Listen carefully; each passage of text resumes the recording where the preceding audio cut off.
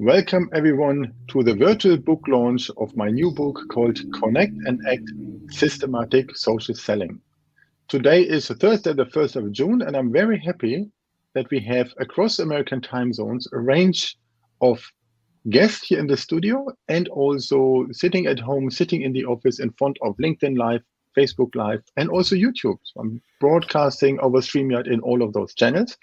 And I would like to quickly introduce the speakers that we have on for today.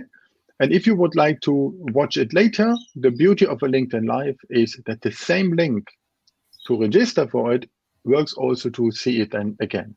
It's the same type of window, and that is the beauty of this type of way of running a live show.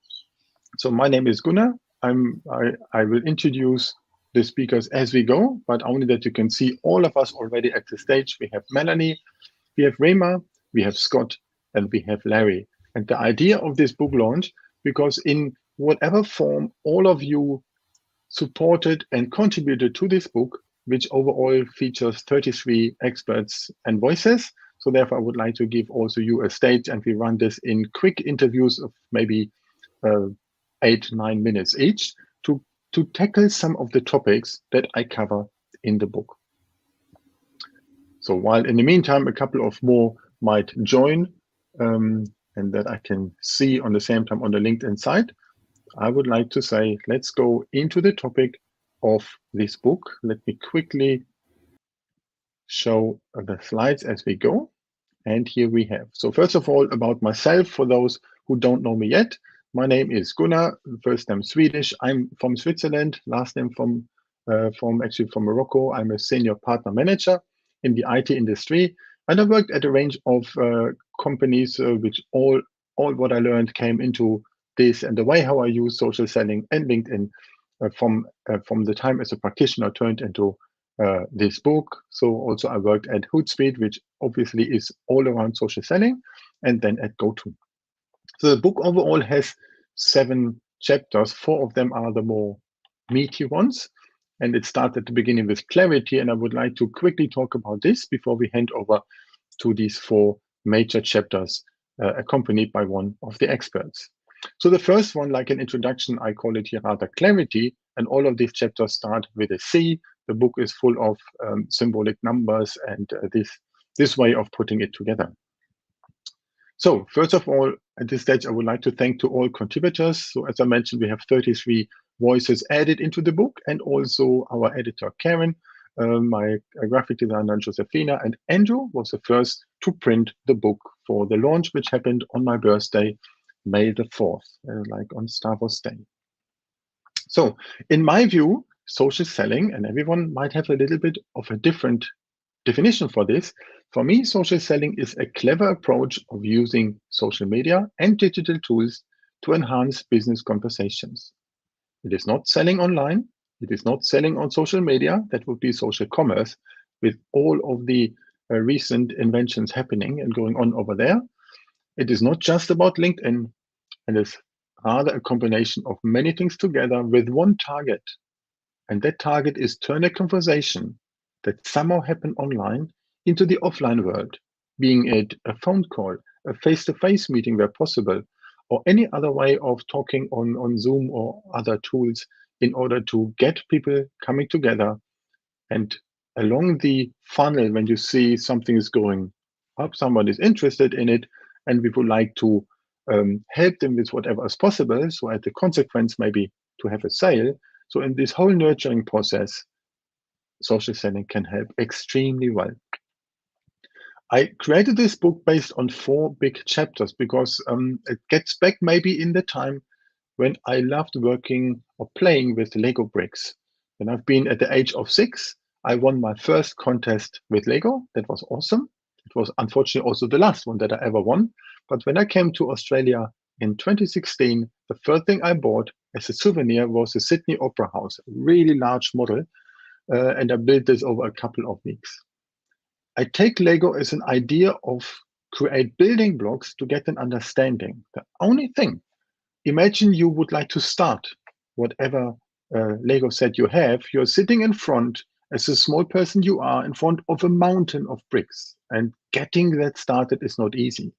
So my view and analogy to take it then further into social selling goes like this. I start with a rough echelon in white, which turns the mountain into a timeline, into the horizontal mode. So that's how I'm building towards the right, not towards the top. And the first thing when it comes to LinkedIn or any other social media channel is about completing the personal brand, completing the profile, who you are. Show this on various items. So therefore you can see it like a 6 stats that you can see over there. And when you have done this in a best possible way for that moment, then you might think about who actually should be in my target audience. And I call this chapter then Connect. That includes finding out who it is, understanding the way how we connect with people well, or how we are connected when others just send only connection requests without a note. And then in order to get something with this, with the people that we have who can see who we are, the magic that LinkedIn added when they acquired Pulse back in the days is content. Without content, there is no way to connect people further into a conversation. And I'm very much looking forward also into the conversation on this topic, content, with Scott from Up Content.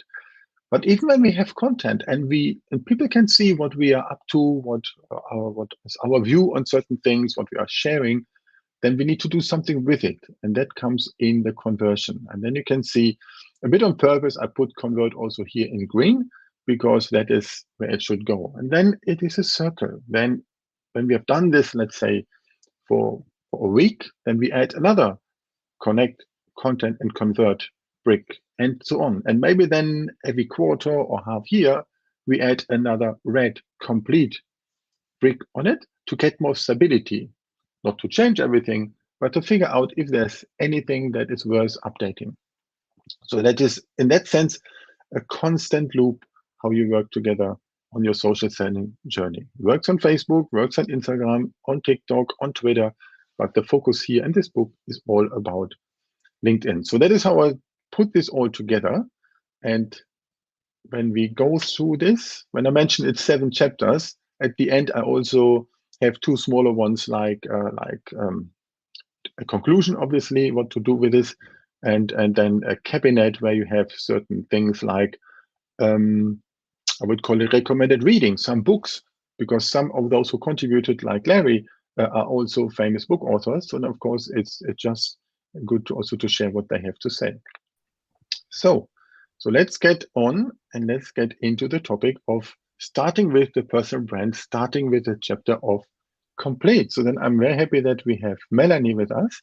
And Melanie is a global head of corporate communications at Hootsuite. I worked 2.5 years at Hootsuite, and I enjoyed for the fact that I've been living so far away down under in Australia, and you are on the top side there in Vancouver, that we had a couple of good discussions all over how we can showcase the company brand, the personal brand. You have been so well also involved in a range of interesting conversations with Hootsuite. I observed so many of the fireside chats that you had online. So Melanie, handing over to you with a quick introduction, who you are and what you do. Thank you. Well, first, if I may just congratulate you, Gunnar, because this I know was a dream of yours. It was a long time in the making, and a huge congratulations to you. You were putting out such great content that now is all compiled in a book that others can benefit from. So I want to give you a huge congratulations. That's a huge achievement. So Melanie Gaborio, and yes, I oversee global corporate communications at Hootsuite, which is a social media management software as a service platform. And one of our offices was in Australia, which is where I got the opportunity to meet and work with you closely. And being so close to social and with our customers, social selling is a big part of what we talk about all the time, and how we look to be that guide to the wild, is how we call it, for our customers on social, to help them kind of understand how to make it work well for them. Yeah, that is good, the guide to the wild, because you agree, social media is raw, social media is authentic. So then that's what I truly like here. So when we think about the first step, which is all about completing the personal brand, of course, for many people, there is a bit of a challenge when they work in a corporation, like in my case, when I worked at Hootsuite. On one side, I would like to show my personal brand. I would like to also show and of course underline the brand of the company. So where do you see this play? What are good ideas how to make that happen? Yeah, I think it's so important to always be true and authentic to your own personal brand and who you are. I think for me as leading corporate communications, we're really always kind of that um, place where people need to come and to check in with us when we're presenting and representing the company. And so what I find is the most important is to have a social media policy, so that when you are associating your brand with the company brand, that there be an understanding, that there be a collaboration there on what kind of the guardrails are around that on your social profiles, where you're established as also an employee of the company. So really thinking about what that social media policy looks like, what kind of guardrails you want to put around your people without being overly too strict on them being able to be authentically themselves. Because ultimately on social, anywhere, when we're in forging relationships, it really is human to human. And so you need to be that authentic self. Otherwise it doesn't work. Yeah, that's true. I agree with this. And these are the boundaries that, of course, you said when I joined Hootsuite. I read the social media policy. I think there's even more important than in many other companies, because Hootsuite allowed more the freedom in that sense and encouraged employees also to show and talk about the topics which matter. But still, in my view, I see so many organizations where the people have something to say. They have maybe their profile set up, but still they don't do this. What might be challenges and fears of them to become more active and share? Yeah, I think it really comes down to, what the atmosphere is internally and how social is viewed internally to the organization, and also what the corporate profiles are putting out on their channels that really can also act as a guardrail and guideline on how the company is talking about things. And that's also really the reason why oftentimes people will join a company, is if those that core employer brand, that core of who a company is and what they stand for aligns with your personal brand and what is important to you, it creates that symbiotic relationship, and why oftentimes people will look to join a company. So if those things are aligned, then it makes it a lot easier to be able to speak to your passions on social, knowing that those are so closely aligned with your corporate values and beliefs. That's a good point that you mentioned, that it also starts on the leadership level. So reading out of the book, there's an interview with Roger Christie, who's actually also a Hootsuite partner. But what he has in his agency, he's interviewing a lot of top leaders. There's a podcast about it. And he said from the ASX 200, these are the Australian Stock Exchange, the top 200 companies, 85% of their CEOs are totally invisible on social media.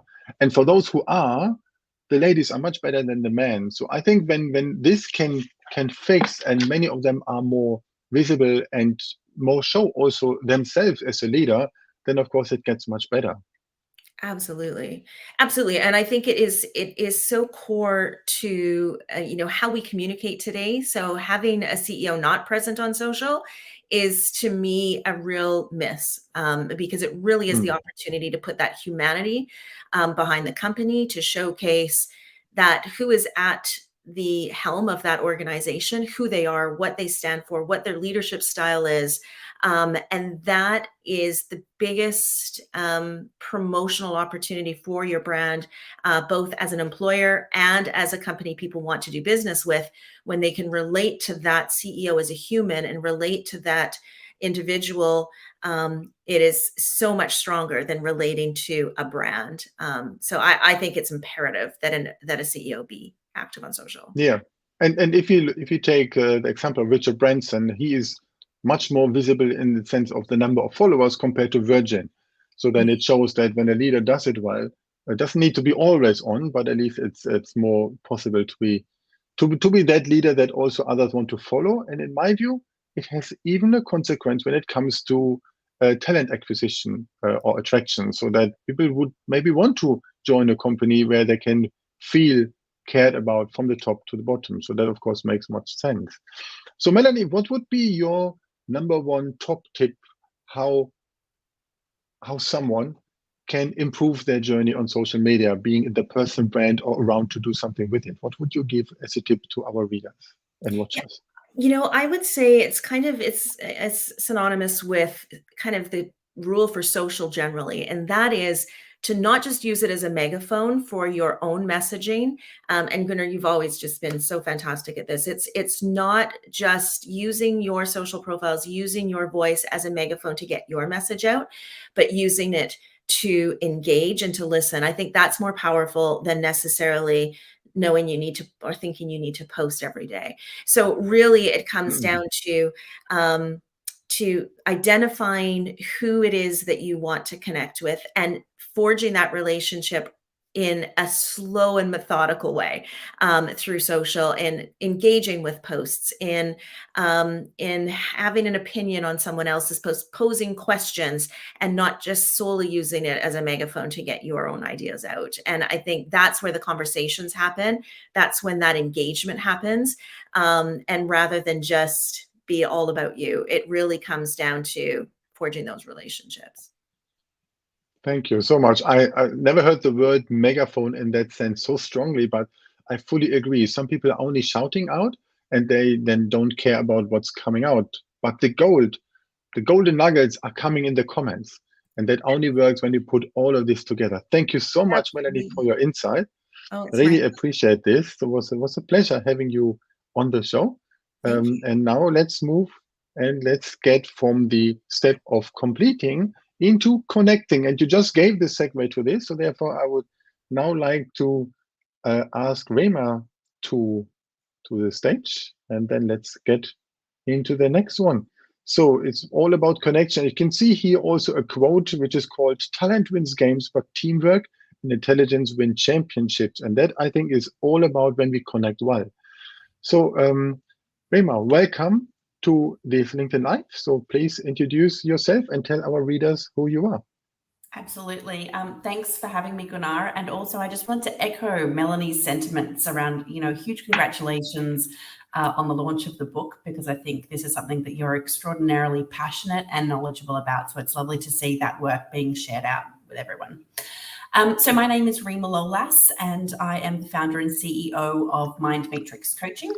Prior to running this business, was a tech leader for a couple of decades, working at global and regional levels in the Asia Pacific region. But I made the shift into leadership and development coaching to really help individuals master self-leadership. And I think this has a lot to do with the social selling, right? Because I think for a long time, we all do it. We all have masks on and we show up in different situations with different masks on. So my work is really about helping people take those masks off and really become attuned to who they are and leading from that place, rather than trying to be a leader, like an external definition of leadership that they're not truly, which creates all sorts of challenges for the individual. So for me, it's all about mastering self-leadership and helping people get out of their own way. So that is a good way how you take the whole social selling concept, of course. Really appreciate this. But of course, what it requires there is to find the right level of people, not just anyone, not just by a number, like many traditional sales reps would see. If I put 1,000 in, I might get 5 customers coming out of this one. But what about the other 995? So I think you have also a special approach in finding the right people so that you do not need to have all, but just the right ones. So how you do that? Yeah, absolutely. So I think for me, it's absolutely quality over quantity. And having been in the sales game, and Larry's the expert here, so he'll talk more about that later. But having been in the sales game, we used to always sell to a person. So it was very easy to see who you're talking to and be able to sell your solution based on their needs and their requirements. In the social selling world, I find it's so different because oftentimes don't know who you're speaking to, right? You've got people who do engage, and you've got a lot of what I call the lurkers who kind of know and see what you're saying, but they're not engaging, so you're not sure that they're there.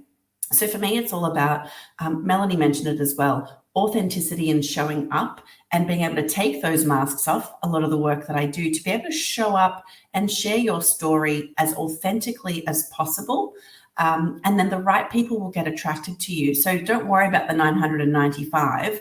If the five who need to hear your message that you can actually genuinely help come to you, they're going to hear that message and they're going to be drawn into your orbit. That is a good way. So you say it's more the quality than the quantity. In the book, I actually play with this question and say, ideally, while I agree with you, ideally we would like to get a larger quantity of quality, so not all but of, but of course you can only handle so many. That makes it obviously quite a challenge. So if someone else would take your approach to this one as well, what are the challenges that you observe with others not being able well enough to find the right people? Yeah, so I mean, being a solopreneur, I had to learn, and still am learning, by no means an expert in the social selling world, so very glad for your book and all that I'm learning from it. But I think some of the biggest challenges, I come from this as a user, right, rather than an expert in the social world, such as yourself and some of the other speakers here. It's really challenging to, everyone tells you that they're an expert in socials and they can do your socials and they can do ads for you, and they're going to help you get hundreds of thousands of followers. But the truth is like, it doesn't work. And if they're getting you hundreds of thousands of followers, they're not followers that are genuinely drawn to what it is that you do and your purpose. Like, it's just a numbers game. So you can have 100,000 followers, but if none of them are really interested in what you do, that you can't help them, then you're not really shifting the needle. So, as a solopreneur, again, I get bombarded by people wanting to help me grow my socials and do this. And you know what? I've spent some money doing that. I've spent, an amount that I don't want to disclose, but a lot of money trying to get people to help me with socials. And yet it's interesting because it's the content that I write myself and post that gets the highest engagement. So it doesn't matter what the story is that you're selling. No one else can share that as well as you can. So if you have a story, it needs to come from you and authentically you, and that's what's going to attract people. Because, all of the stuff that you'll pay for with others, they're going to use AI tools and it's not really going to come from the heart. So I feel like that's one of the biggest challenges, trying to engage people who can really get behind your brand. And then I think it's the authenticity piece, right? You must be authentic to get the right people in. Yeah, thank you for this one. And I can give you an example because there's one business coach who I know. She runs her own company, but one day I thought, hang on, what she's writing doesn't sound like her. And then I figured out that not only content is posted by a virtual assistant, a good one, so she knew how to craft it well, but I thought that's not from her. And when then even the direct messages are outsourced, then they realize it's not the right person. So only chance I had was simply to call to get the real person on it. And that, I think, is a way how you can very easily lose the know, like, and trust factor.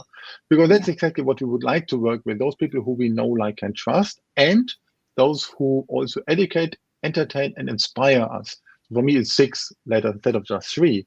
So what would you say is your best tip for others if they would like to make one change on the way how they attract social? Yeah, so something that you and Melanie spoke about really resonated to my top tip. You talked about, people having fears and challenges of putting themselves out there. And I believe that that's because a lot of people are trying to be something they're not. And that's when the fears and the challenges arise. So my biggest tip to anyone who's going into the social world and wanting to share content that is actually relatable and brings people in is to be as authentic as possible, right? Write your own content, share your own story, take the mask off and share from the heart, because that's what's going to attract most people into your world. Thank you so much, Rima. And these are words which Larry would love, because his book is called Selling from the Heart, but there's one step before having him. There you go, Larry, a little plug for you. And Rima, I think it also helps when you think about because Melanie also spoke about how leaders should better step up, but it also covers the topic of self-leadership, that you have and feel this authenticity. So then the programs that you run when it comes to self-leadership can also help in this direction, for sure. Yeah. So that's a good one. So thanks for what you're doing. It's really important to become the true leader who you are, not try to be something that you're not. Because when you can lead yourself effectively and get really in touch with who you are, then you can lead others effectively as well. Exactly. So good luck with your program and your trip to the States. Good one. Great. So then the Thanks, next one I would like to welcome to the stage is Scott. So that's Scott, just to put also the slide on for us. One moment. So Scott, you and I know each other from my time at Hootsuite when we had a partnership with your company UpContent, and that particularly worked well in the area of employee advocacy, so that you help organizations to find that piece of content, because not everyone is able to write by themselves, but you can help them getting started and making something available, which even gets in details like I could have an Australian English version of a content and you would maybe have an American English version of something similar. So really enjoyed this. So then, Scott, tell us quickly who you are. Yeah, so I think you probably did it better than I did. So CEO and founder of a company called UpContent. We are a content curation technology, primarily servicing B2B customers, heavy emphasis on professional services, particularly because of the reason that you mentioned, right? In many cases, the individuals in the sales organizations or the employees at large aren't expert content crafters, but they have great insights and great ideas, and they really just need that stimulus in order to talk about their perspective of what's going on in the industry. And so what UpContent does is allows an organization to still follow all of the great policies that Melanie was talking about, and give each of those individuals, whether they're focused on sales or not, the content that meets their interests that they can then share, so that they can take off that mask and be the true authentic selves in a way that allows them to engage. A quick question, Scott.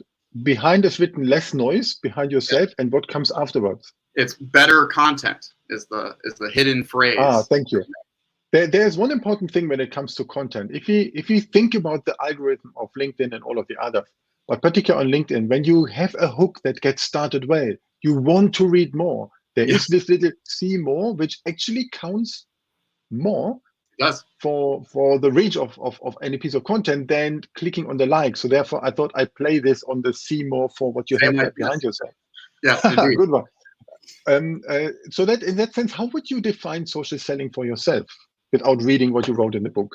Yeah, well, I think your title probably articulates it really well, because I think in a lot of cases, individuals may stop at the connect stage of social selling and just build their connections and say, wow, I have a really amazing LinkedIn following. Look how well I'm engaging with everyone. And they forget to translate that engagement to the action stage and try to bring those relationships offline in a way that allows you as a resource to be the one who can credibly answer their questions and help them in their decision process. And then I think you articulated in the intro the opposite problem that we see in some cases as well, where all we want to do is have people act on the LinkedIn channel and just drive conversions and only share promotional content, and we totally miss the connection stage. And so it's really putting those two together that is what social selling means to me. And the time period between connecting and acting could be a couple days, or it could be years. And that doesn't mean that your program was really successful or really poor. It's more based upon when that individual has the stimulus to now need to act. What defines whether or not your social selling program is working is if they think of you as the person they want to connect with when that problem arises for them. Yeah, absolutely. And I can even tell an example. So one day I went to an event from the Australian Reseller Network with one of the IT vendors, the traditional ones. I met a gentleman at my table. He was not so extrovert to introduce a lot about him, but then we nurtured ourselves. We had a coffee, but then we nurtured only on LinkedIn. And one day for whatever reason, he found that I've been on a local community radio speaking there, which he heard in the car driving to a customer. And then next day he reached out on LinkedIn and said, Gunnar, now it's time to talk. I think I need to become a partner of yours. And that was awesome. Without this constant in the nurturing phase to engage with his content and he did with mine, it would not happen. And that was good. And the whole journey was 15 months. So this is indeed, it is possible.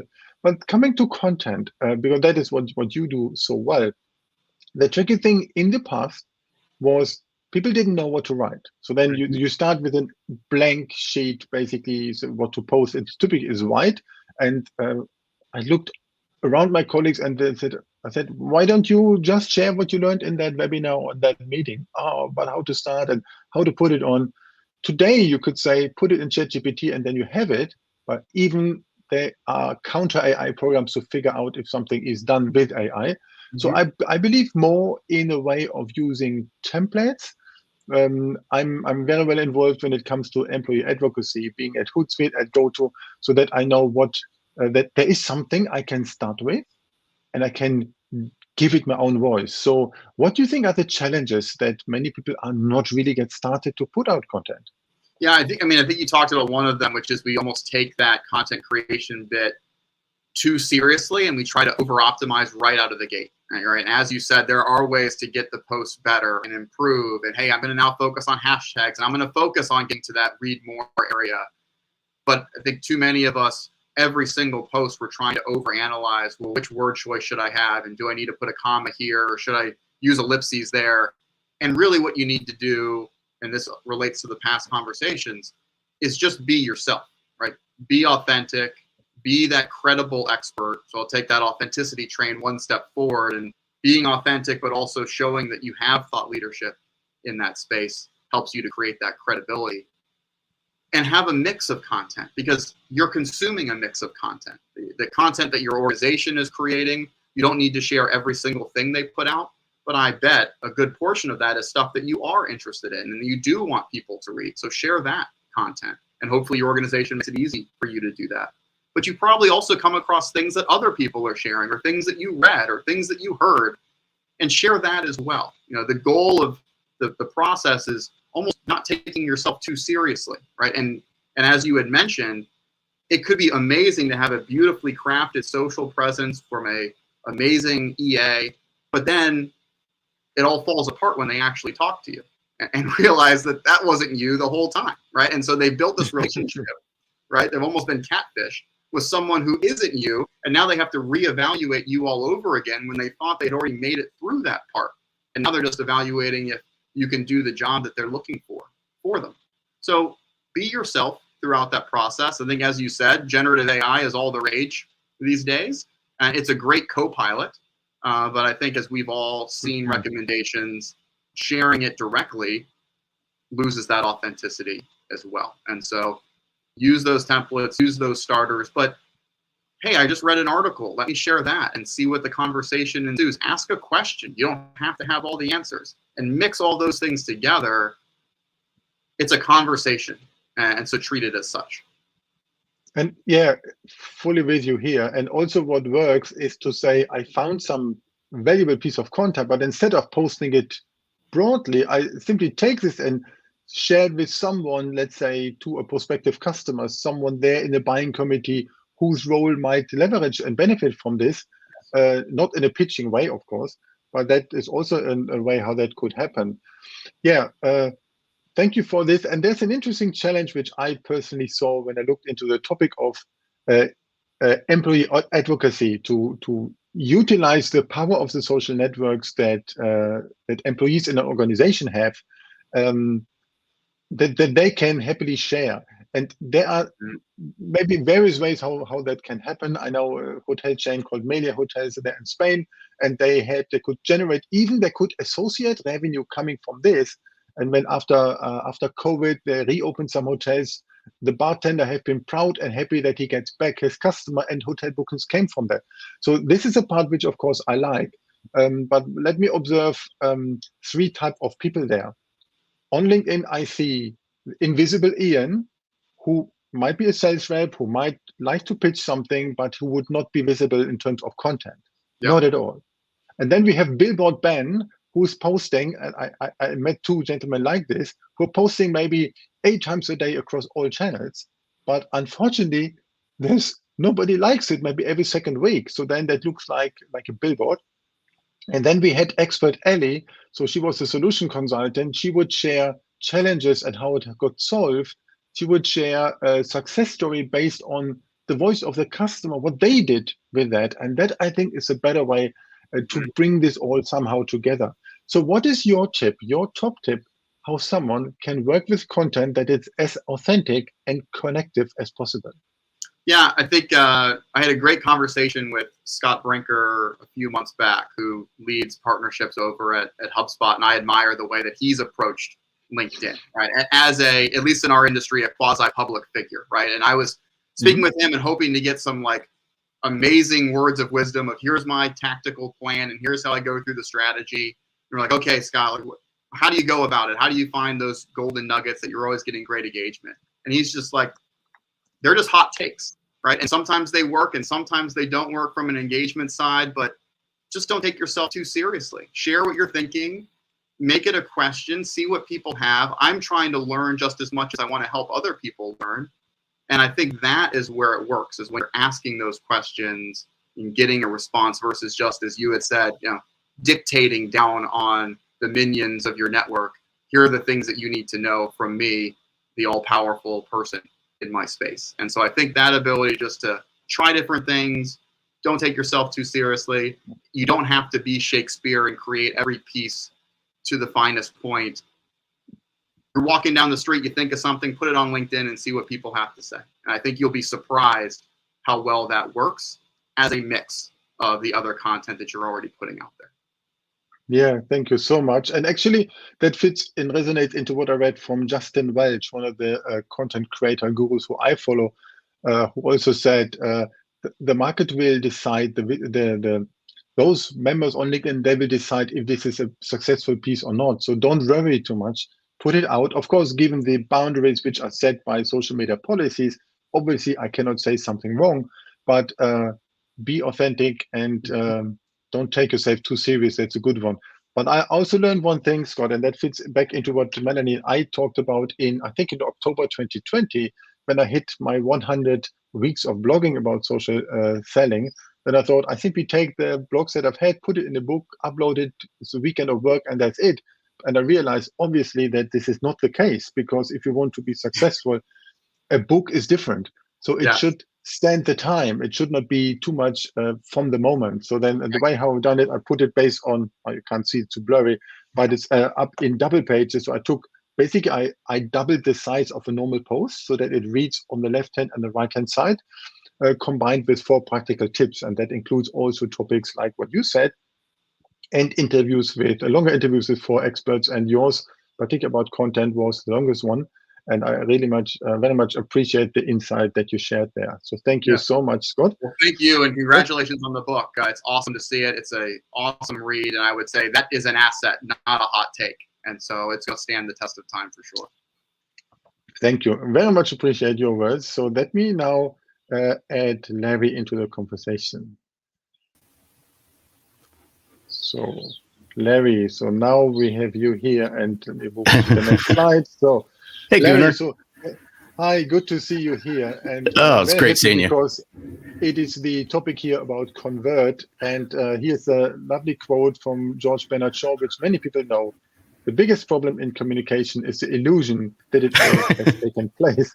And I think that fits well into the way how you also described the way how you started as a knocking door sales rep in early days, and then even you had the idea together with your business partner to create a podcast some 6 years ago, and out of this one you got the chance to even share your thoughts about how sales would work when it is a proper selling from the heart.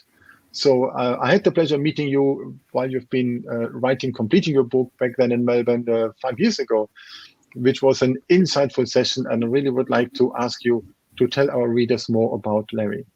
Oh, I look forward to it. But first of all, I got to echo what everyone said. Congratulations, Gunnar. It's a journey to write a book. So hats off. I'm proud of you. And the best is yet to come for you and your book. But I'm Larry Levine. I always tell everyone I'm a sales nerd through and through. I love everything about sales. I'm in Southern California. I'm just north of Los Angeles. I spent 30 years in the office technology world. So if I even brought this down even simpler, I sold copiers in a very highly competitive environment for starting in the late 80s, pre-internet, all the way to till I was 50 years old. I exited the copier channel and decided to flip careers and become coaching and training and get into sales entrepreneurship. And I just thought out of a whim, let's start a podcast, and had no clue how to podcast, didn't know anything about podcasting. That was 6 years ago, but I knew the power of social and I knew the power of positioning. And I talked my podcast co-host, Daryl, into saying, hey, let's just start a podcast. He goes, no, I don't want to. I said, yeah, let's just call it Selling from the Heart. And he goes, I'm all in, because that's me. I'm a highly relational, very genuine, very relational individual. And we started a podcast, not knowing what to do, but built a podcast through social. The book came out, and here I am 6 years later, writing and coaching about selling from the heart.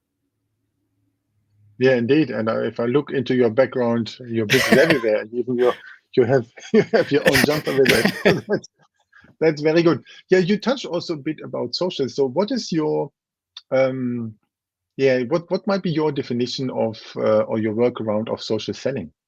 So I have a completely different viewpoint, and I'm just going to flip this on its head just for a moment, if you'll allow me to. But I believe social selling has been around for a very long time. We've just modernized, I believe, the definition of it and so forth. So I'm going to take everyone back, if you'll allow me to, and I'm going to go back to the late 80s when I started my career. There was no internet. All my interactions was face-to-face and on the phone. But I go back to one of the very first books I read, which was by Dale Carnegie. It was How to Win Friends and Influence People. Yeah. And there's a common theme, and that book was written in 1937. It's still relevant today. The whole premise of that book is building relationships and changing the way people think. And I say this because back in the 80s, I was social selling. I just didn't have the tools that we have today, because social, in my opinion, has always been a part of sales, always will be. And selling is social. It's just that if we fast forward to today, I believe we've just modernized the definition a little bit because the tools have changed. You get what I'm saying, Gunnar? Mm-hmm. Yeah, and because everyone has different definitions of social selling. Your definition of social selling is going to be different than mine. It's going to be different from 10 other people that you ask. But it's just we're social creatures to begin with as humans. It's just we have to figure out how to leverage all of these tools to communicate in a way to build relationships, change the way people think. And if you're in sales, is to drive revenue and to drive profits with it. Yeah, I'm totally with you. There's one thing what I learned from John Smilbert, one of the sales experts here in Australia, and he also said by the older definition of the word sales, it comes from actually helping someone. So then gaining a commission check is maybe the consequence of having done a good job. And that's what's also I learned from when I worked at HP. Carly Fiorina back in the day said the customer defines the job well done. And of course, it doesn't come with only one activity. It keeps going on and serving them on a longer base. And therefore, particular the social aspect is needed, because otherwise a printer only needs maybe a social commerce, not even social, just a commerce to order the supplies by themselves. It doesn't need a human interaction. So I like a lot, particularly also in your book, how you take then from a sales rep into real true sales professional who are adding more the heart to it and who takes ownership. And that is something which we don't always see these days in salespeople. No, so therefore, I think you have a good point. No, and I appreciate it. And I just got to tell you, you brought up the word heart, which is near and dear to me. And there's a word that's been thrown around, on social, and so it's thrown out a lot, is authenticity. And the subtitle of my book is How Your Authentic Self Sells You, and it plays right into social. Is we need to, I believe, especially looking at this through a sales-centric lens, is one of the great tools we have out there is social, is LinkedIn, because we can change the perception of how we're viewed. And it's about bringing our authentic self to the forefront. Now, to me, authenticity, I can sum up in one word, and it's congruency. And if I peel this back even farther, is does the walk match the talk? Is the way you portray yourself offline, does that mirror online? And unfortunately, in some instances, there's a big disconnect. And truly to uncover your authentic self and bring that to the forefront, you got to look inward. And when we can start looking inward and bring our values and bring our purpose and our why to the forefront, that's how people connect to us. Is people connect in that way. And they just want to know, and you brought up earlier in the conversation this afternoon, or this morning for you, this afternoon for me, is you brought up the know, like, and trust. I heard you say it early on in your conversation. So here's what I want us to think about in being your genuine, authentic self and how you leverage a platform like LinkedIn. How do you get someone to know you, like you, and trust you in a world where no one really trusts people, especially in sales, and they don't view you as being credible? You have the biggest window out there with LinkedIn to position yourself with trust and credibility and value. And I just flip this on its head. Instead of calling this your LinkedIn profile and things like this, is I call it your value framework. Is what value are you bringing to the marketplace that's going to draw people in to want to know more? Very good. Really agree on this one, on the authenticity, and put it based onto value. But still, we see so many, particular sales professionals, who on LinkedIn only have the approach of it's an online CV, and they still don't use it that well. So the percentage of those who are active, as you described, might be maybe just one handful, maybe two, but not more. So what are the challenges that you see by those to more actively use social as part of their sales endeavors? I think a lot of this has to do with mindset more than anything else. Is there's a lot of noise out there, and I think we can all agree to the noise that's out there. So what happens is and I'm going to look at this through the lens, Gunnar, of an average salesperson who might be saying, why do I have to use this? Really, the only time I pop into LinkedIn is if I have to update my resume. You call them CVs, but same thing, right? Is we have to change the mindset, and we have to get them to think differently. And the way we do that, even for an average user, an average salesperson, is we have to look at this as, how do you want to be viewed online? How do you want to be perceived? And I'm a big proponent of this. First impressions are lasting impressions. And what's the impression you're leaving with somebody if they happen to view who you are online? Let's just get it out there. In the world we live in today, which is socially connected and digitally driven, the fastest way to vet somebody out is to go to their LinkedIn page. If I'm an executive, a key decision maker, and I want to vet out a salesperson who's been persistently sending me emails and leaving me voicemail messages, first thing I'm going to do is go to their profile. Who is this person and what are they all about? And you have the golden opportunity. So for me, we have to change the mindset in how salespeople view their social presence. That's the first place to start. Because if you don't change your mindset and you continue down the same path, you're going to get what you get. Fully with you. The tricky thing for many, they would say, oh, I do not want to sit another training. I do not want to do, let's say, just audio reading a long book about it. I try to put something on that can be helpful. And I launched this back in my time at Hootsuite, partially here in the APAC team, with Adobe at that time as a partner of Hootsuite, but also partially at GoTo, with Aircall, with a couple of other companies. I went through the whole topic based on a 30-day challenge, because you can only foster change after a certain time, not with one activity. And that means I went through 4 weeks long. So each of these 4 things, from complete, connect, content, and convert. And at the end, there was a gamification approach to this to figure out who grew their follower base in percentage the most, not by actual number, but percentage. And then who also gained the largest engagement on the content that they wrote. And then they realized it's actually not so difficult. And they got into conversation with which otherwise they would not have had. So that was one way for me how I could add some of these more from a 1 month type of approach.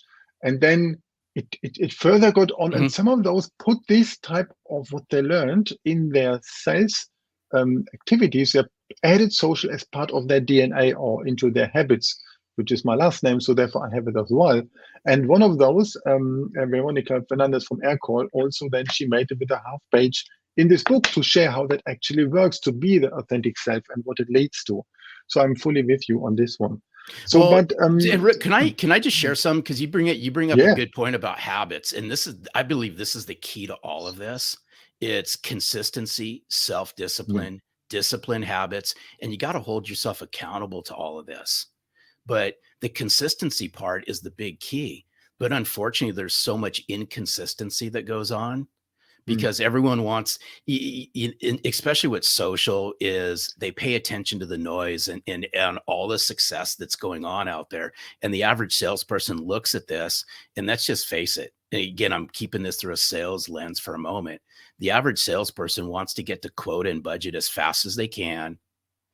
And if we flip this around with minimal amount of work, so they go, how can I gamify and how can I leverage social in a way to fast track what I'm doing?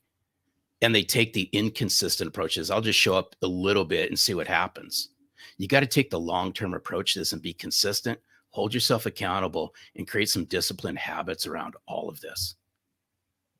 Sounds good. I hear my name all over again.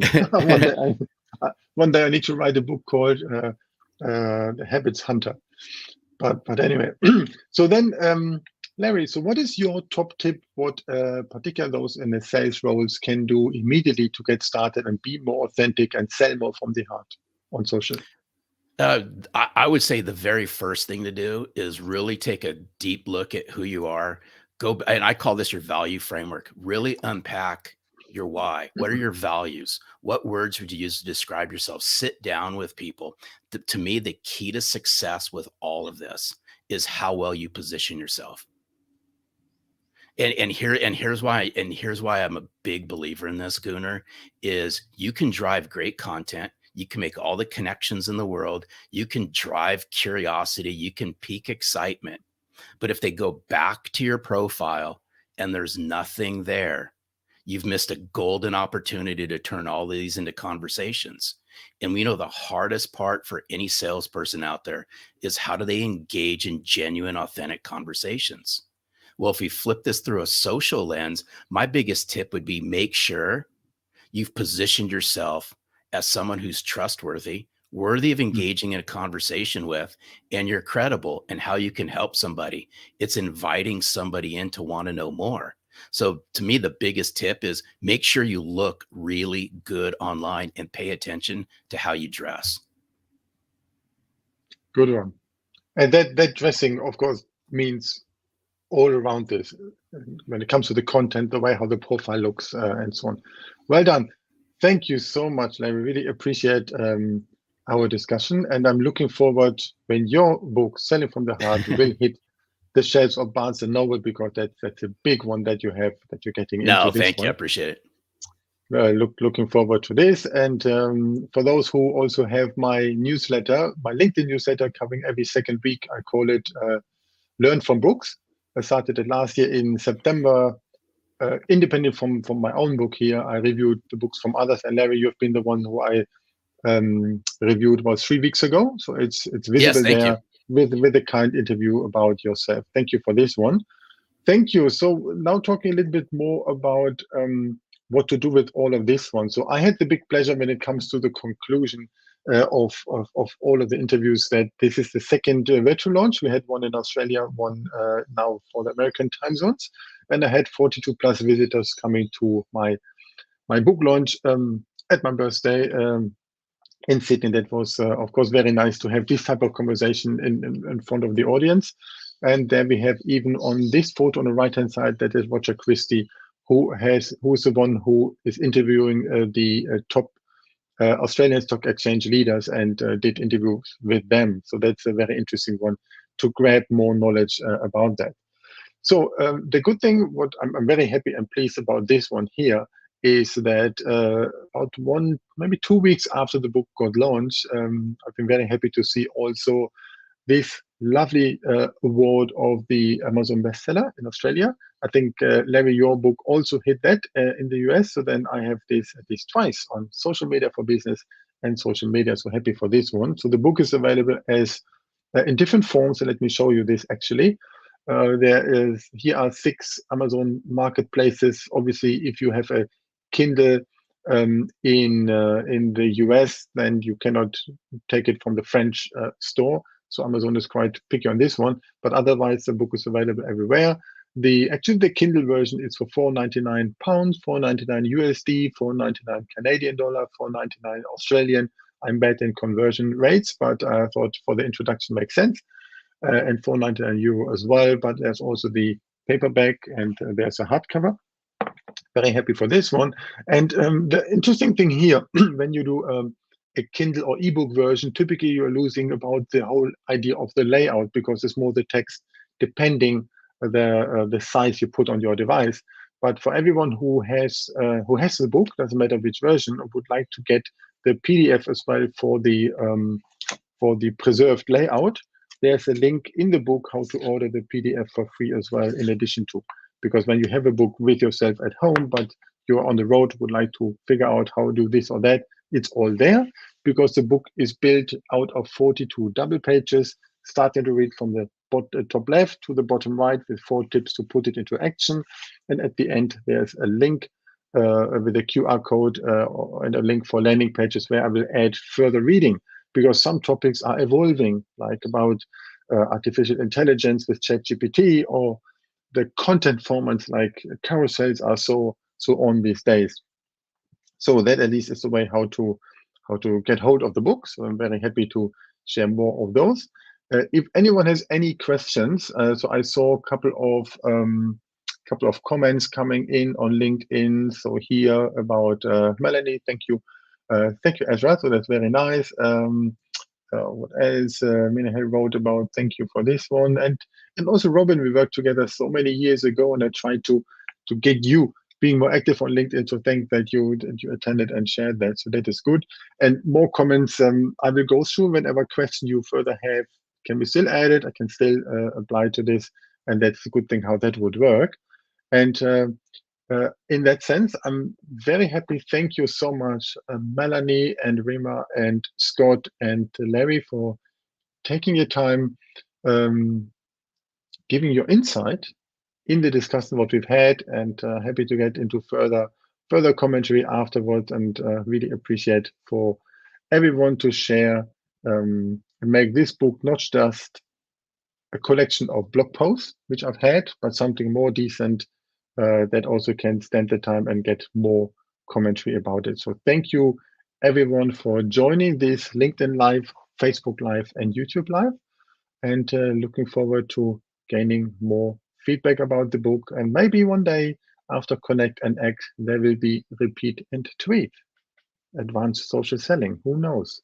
One day, volume number 2. Thank you everyone for joining. Thank you to my experts, and looking forward to engaging more around that book and around the topic of social selling. Thank you, everyone.